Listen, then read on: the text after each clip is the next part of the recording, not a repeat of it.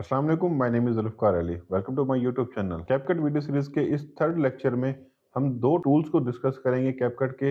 इससे previous video में हमने जो 3 टूल्स डिस्कस किए थे जो कि स्प्लिट, स्पीड और एनिमेशन के थे। उम्मीद है आपने वो मेरी वीडियो देख ली होगी और उसका प्रैक्टिकल भी कर लिया होगा। अगर अभी तक आपने वो वीडियो नहीं देखी तो ऊपर आई बटन में उसका लिंक होगा, आप उसको मुकम्मल वॉच करें, उसकी प्रैक्टिस करें। जितनी प्रैक्टिस ज़्यादा करेंगे उतना आपको अच्छा रिजल्ट मिलेगा। कैपकट की इस सीरीज में ये हर एक वीडियो एक दूसरे के साथ लिंक्ड होती है। जो सीरीज बनती है वो ऐसे ही होती है कि आपकी जो प्रीवियस वीडियो होती है वो अगले के साथ अटैच होती है। तो जब तक आप प्रीवियस वीडियो को वॉच नहीं करेंगे, उसकी प्रैक्टिस नहीं करेंगे, तो नेक्स्ट वीडियो की आपको समझ नहीं आएगी। तो फौरन वो वीडियो वॉच करें और उसमें जितने भी टूल्स हमने डिस्कस किए थे उसकी आप प्रैक्टिस ज़रूर किया करें। तो आज की इस वीडियो में हम 2 टूल्स डिस्कस करने जा रहे हैं। ये टूल इंतहाई ईज़ी हैं, बहुत आसान है। लेकिन जब हम देख रहे होते हैं किसी को करते हुए तो वो हमें बहुत आसान लगते हैं। लेकिन जब हम उनको खुद करने बैठते हैं तो हमारे लिए मुश्किल पैदा होती है और हमें बहुत से मसाइल का सामना करना पड़ता है। तो इसके लिए बेहतरीन हल ये है कि एक तो मुकम्मल वीडियो को वॉच करें और दूसरा उसकी बार-बार प्रैक्टिस करें। उन टूल्स को अपनी रॉ वीडियो पे अप्लाई करने की कोशिश करें। उसका रिजल्ट जो आपको मिलेगा उसमें आपको सही समझ आएगी। तो आज की इस वीडियो में हम 2 टूल डिस्कस करने जा रहे हैं। जो फर्स्ट नंबर पे है ट्रांसफॉर्म, दूसरे नंबर पे इफेक्ट का टूल है जो हम यूज करेंगे। ट्रांसफॉर्म एक ऐसा टूल है जिसमें आप अपनी वीडियो में से कॉपीराइट इश्यू को खत्म कर सकते हैं। ये बहुत इंपॉर्टेंट टूल है। आपने अगर किसी एक प्लेटफॉर्म से वीडियो को उठाकर किसी दूसरे प्लेटफॉर्म पे लगाया है तो वहां पे मोस्टली आपको कॉपीराइट का इश्यू आता है। तो अगर आप इस ट्रांसफॉर्म के ऑप्शन को सही से स्टडी करेंगे और इसकी सही प्रैक्टिस करेंगे तो जब भी आप वीडियो एडिट करेंगे तो आपके पास कॉपीराइट इश्यू दोबारा नहीं आएगा। तो ये मैं एक्सपेरिमेंट करके दिखाऊंगा, आपको मुकम्मल बताऊंगा कि आपने इस टूल को कैसे यूज करना है अपनी वीडियो में। जिस तरीके से मैं आपको एडिट करवाऊंगा आपकी दोबारा वीडियो में वो इशू नहीं आएगा। तो टाइम ज़ाया किए बगैर चलते हैं अपनी वीडियो की तरफ। उससे पहले अगर आपने हमारे चैनल को सब्सक्राइब नहीं किया तो सब्सक्राइब कर लें और बेल आइकन को जरूर प्रेस कर लें ताकि हर आने वाली वीडियो का नोटिफिकेशन अब तक पहुंचता रहे। तो चलते हैं अपनी मोबाइल की स्क्रीन पर। जी, तो हम आ गए हैं अपने कैपकट मोबाइल की स्क्रीन पर। मेरे पास ये एक वीडियो है जिसपे हम ये 2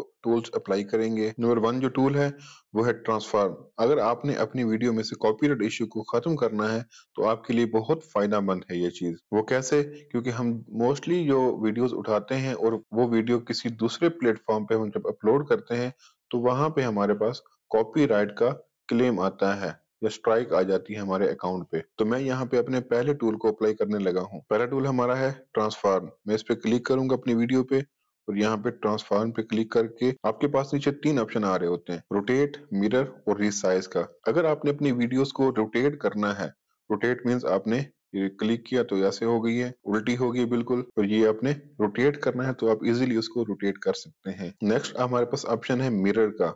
ये बहुत इंपॉर्टेंट है मिरर। जब भी आपने अपनी वीडियोस को एडिट करना है तो सबसे पहले आपने उस वीडियो को मिरर कर देना है। तो मैं यहाँ पे वीडियो को सिलेक्ट करता हूँ। सेलेक्ट करने के बाद मैं यहाँ पे दोबारा ट्रांसफॉर्म ओपन करते हैं और यहाँ पे मिरर कर देता हूँ। अब आप इसकी डायरेक्शन देख लें कि आपकी गर्ल्स के कौन सी साइड पे और मेल कौन सी साइड पे। जब मैं इसको मिरर करूंगा तो गर्ल्स और बॉयज की जो पोजीशन है वो चेंज हो गई है। ये करने के बाद अब यहाँ पे आप अपनी मुख्तलिफ पोर्शन बना के भी उनको मिरर कर सकते हैं। आपने अगर कोई पोर्शन मिरर में दिखाना है तो उस पोर्शन को अलग करके उस पे मिरर अप्लाई कर दें। अगर किसी पोर्शन को आपने मिरर नहीं करना तो आप उसको स्किप कर सकते हैं। इस वीडियो में हमारे पास सिर्फ एक ही फ्रेम है तो हमने उस पूरे फ्रेम को मिरर कर दिया है। हमारी पूरी की पूरी लेंथ जो वीडियो की है वो सारी की सारी मिरर हो चुकी है। अब यहाँ पे आप देखेंगे ये सारी की सारी मिरर हो चुकी है। अब इसको हम अपनी पोजीशन में लेके आते हैं, जो ओरिजिनल पोजीशन थी, तो हम दोबारा अब इसको मिरर पे क्लिक कर देते हैं तो ये दोबारा अपनी ओरिजिनल पोजीशन में आ गई। तो जो पीछे वाला सारा पोर्शन होता है वो मिरर होके आ जाता है हमारे पास। तो ये है मिरर। और थर्ड नंबर पे हमारे पास रिसाइज। आप अपनी वीडियो को रिसाइज कर सकते हैं। रिसाइज मानी आप उसका साइज कम कर सकते हैं, रेशो वही रहेगी। अगर आपने उसको जूम इन और जूम आउट करना है तो वो इजीली कर सकते हैं। मिसाल के तौर पर अगर आपने कोई स्पेसिफिक पोर्शन दिखाना है तो आप उसको जस्ट जूम कर लेते हैं। तो मैं इसको अच्छे तरीके से करने के लिए मैं इसके मुख्तलिफ पार्ट्स कर लेता हूँ। टोटल हमारे पास 4 पार्ट्स यहाँ पे आ गए हैं। अब मैं यहाँ पे पहली वीडियोस पे आता हूँ तो आप ये देख लें कि ये पहली वीडियोस का रिजल्ट है हमारे पास। अब अगर इसमें मैं ट्रांसफॉर्म अप्लाई करता हूँ, ट्रांसफॉर्म का रिसाइज पोर्शन, तो रिसाइज में सिर्फ इसी पोर्शन को आप रिसाइज कर सकते हैं। मिसाल के तौर पर मैं यहाँ पे दिखाना चाहता हूँ जस्ट फीमेल को, तो मैं यहाँ पे फीमेल को जूम कर लूंगा अपने इस रेक्टेंगल बॉक्स के अंदर। ये हमारा जो रेक्टेंगल बॉक्स है इसके अंदर इसको जो फीमेल का फेस है वो रखेंगे और इसको मैं ओके कर देता हूँ। अब यहाँ देख लें कि हमारे इस पोर्शन में जस्ट फीमेल है। मैं इसको प्ले कर देता हूँ तो अब देख रहे हैं कि जस्ट फीमेल का फेस आ रहा है और यहाँ पे वो मुकम्मल वीडियो आ चुकी है। क्यों?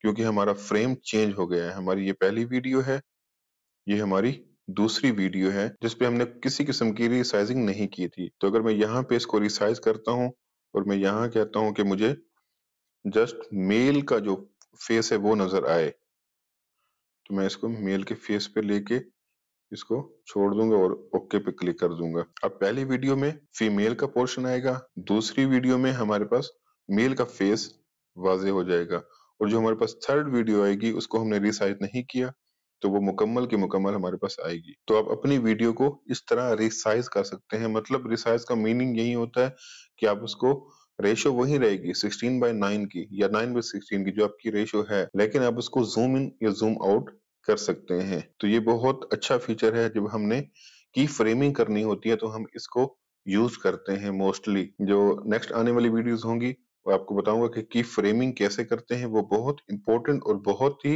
इंटरेस्टिंग टूल है हमारा की फ्रेमिंग का। तो ये था हमारा ट्रांसफॉर्म का पोर्शन। तो अब हम देखते हैं हम इफेक्ट किस तरह लगा सकते हैं अपनी वीडियो में। इफेक्ट का बहुत इंपॉर्टेंट रोल है आपकी वीडियो को इफेक्टिव बनाने में। जब भी आप कोई वीडियो देखते हैं तो वहां पे मुख्तलिफ किस्म के इफेक्ट अप्लाई हुए होते हैं जो अपनी वीडियोस को इन और आउट में किसी न किसी ट्रांजिशन में लेके आते हैं।